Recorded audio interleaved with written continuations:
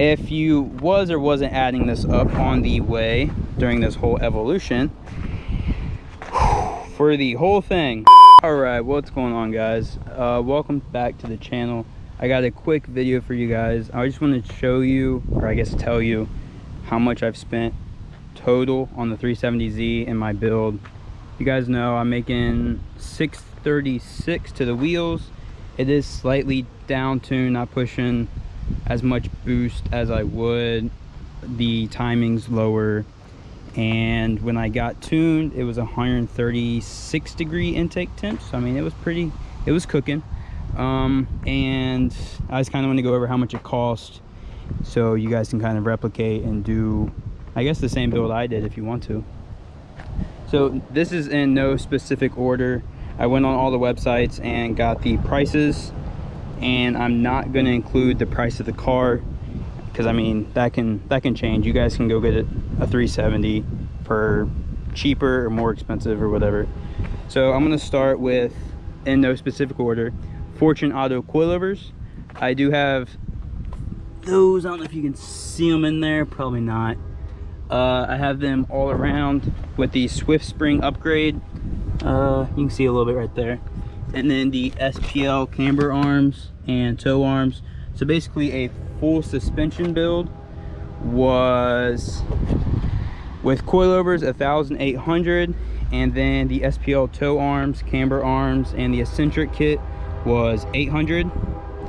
The Z1 rear diff cover in the back with fluids was this dang train. Z1 diff cover, I don't know if you can see it, with the Whiteline bushings, that was 250. I got that on Black Friday, so I kind of got a small deal on that. Go towards the front, because like I said, this is in no order. The engine mounts and transmission mounts were 300, also Black Friday, so I'm getting kind of a little deals on some of these. The Toyo R888Rs, all around, I think I got, what, 265? Oh no, wow, way off. 295 30 19. In the front I got 265. Where are they at? Oh no, wow, I'm so bad at this. I got 245 35 19 in the front. The Toyo R888Rs all around was 1,250. Sheesh, that's a bit much. The 3-inch fastened tensions Catback, I have all the way up to where the lead pipes are.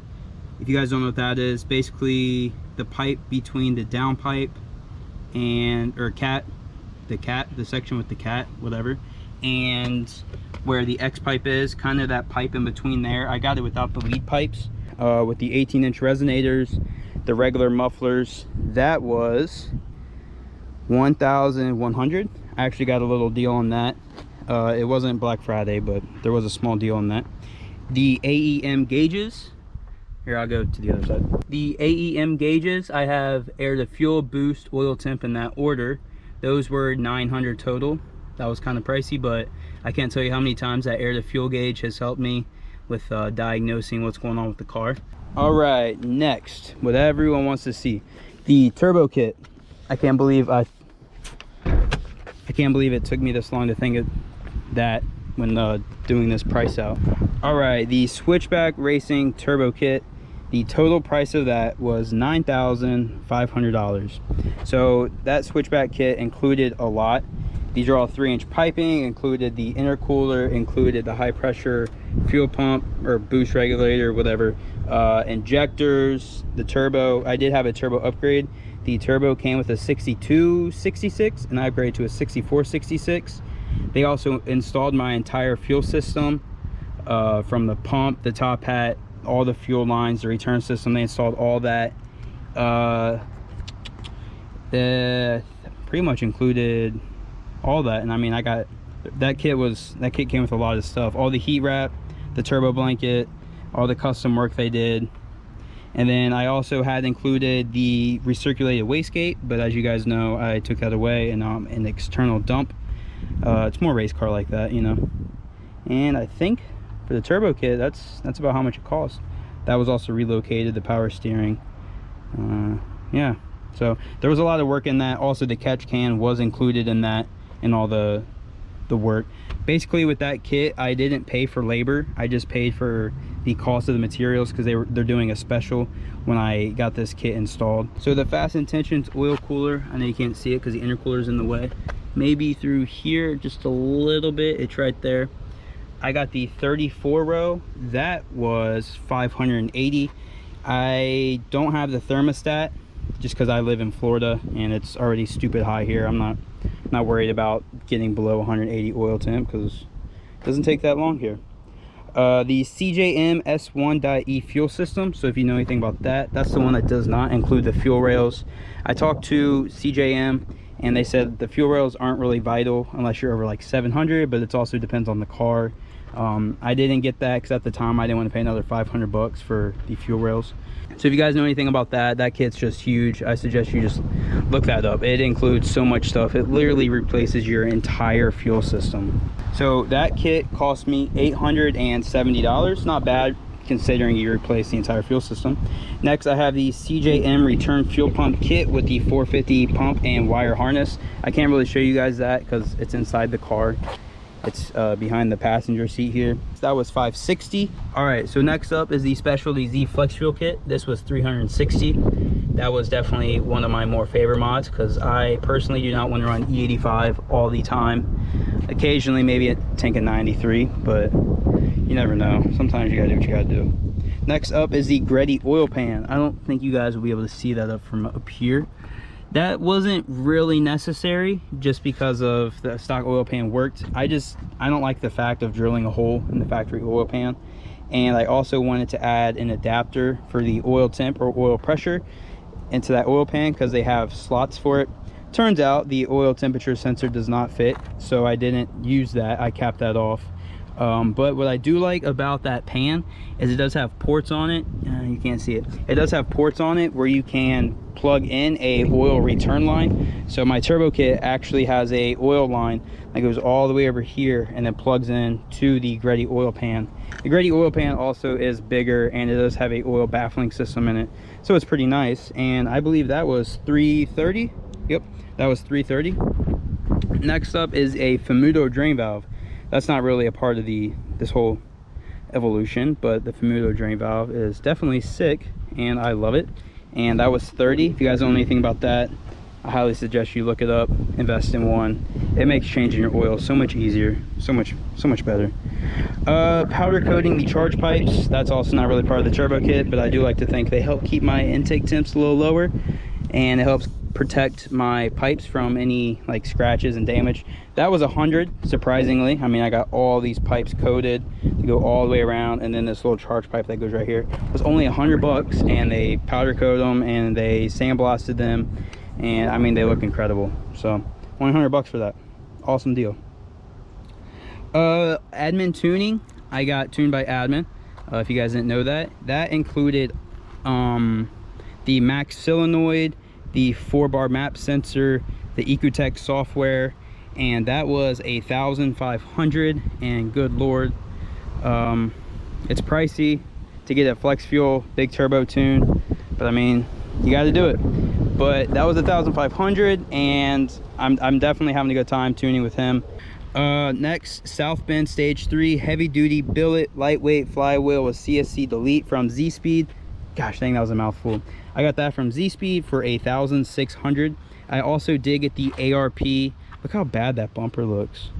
I gotta wash this car. Like, it's just like watermarks like crazy. So I got that kit from Zspeed. I also did get the ARP flywheel bolts. If you was or wasn't adding this up on the way during this whole evolution,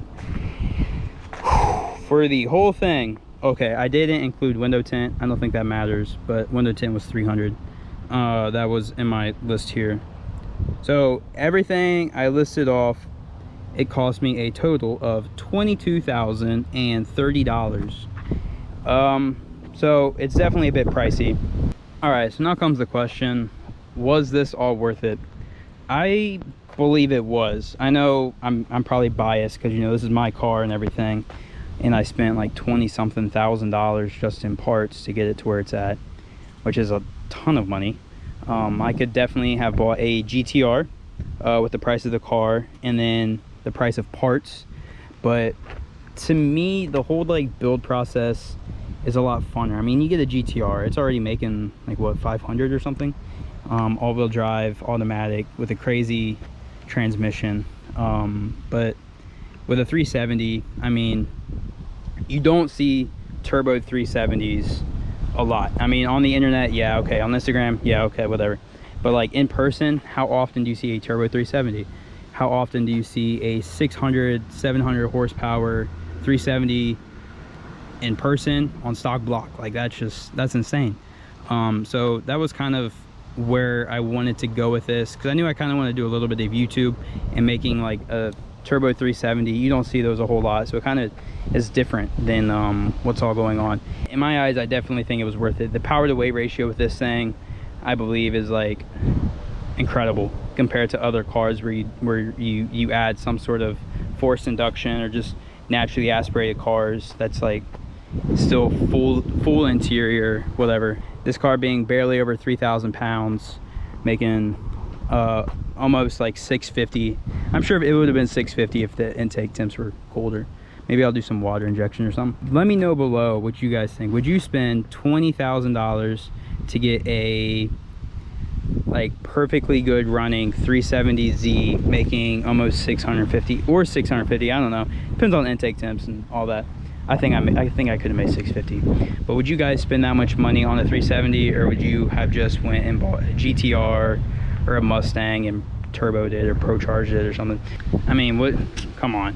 A turbo 370, every time I roll up at meets, people are like, yo, you want to run? And I'm like, nah, how much you make? And they're like, I make like 300. I'm like, bro, I make 6. They're like, no, you don't. I'm like, okay, you're right.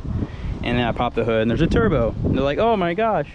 You know, it goes like that, like every time. This one dude, actually, I know I'm completely off topic, but I rolled up to a meet and these people were like, yo, you want to run? I was like, how much you make? They said, it's a 350 DE making 250. Off the bat, I'm like, okay, it's a DE. Like, this is going to be easy, even if I wasn't turboed. I was like, bro, I'm making like 600. This was before I was dynoed and I knew how much I was making. I was like, I'm like making like 600. Like, no, you're not. And then some dude comes walking up and he looks at my tires. He's like, oh, he's on R888Rs. This dude's seriously fast. It was so funny. But anyways, guys, if you have any questions with my build, just let me know. I answer all y'all's questions on YouTube or Instagram literally as soon as I get it, just because I know how it be with trying to build this kind of car and you don't know what's going on. You need help, you need advice. The people I looked out for when I was building this kit, they always answered me, and it made building this whole thing definitely a easy process. Especially Switchback Racing, I talked to them a lot and they kind of gave me a lot of advice with the build. So if you guys need any help, just hit me up. I'll see you guys next time.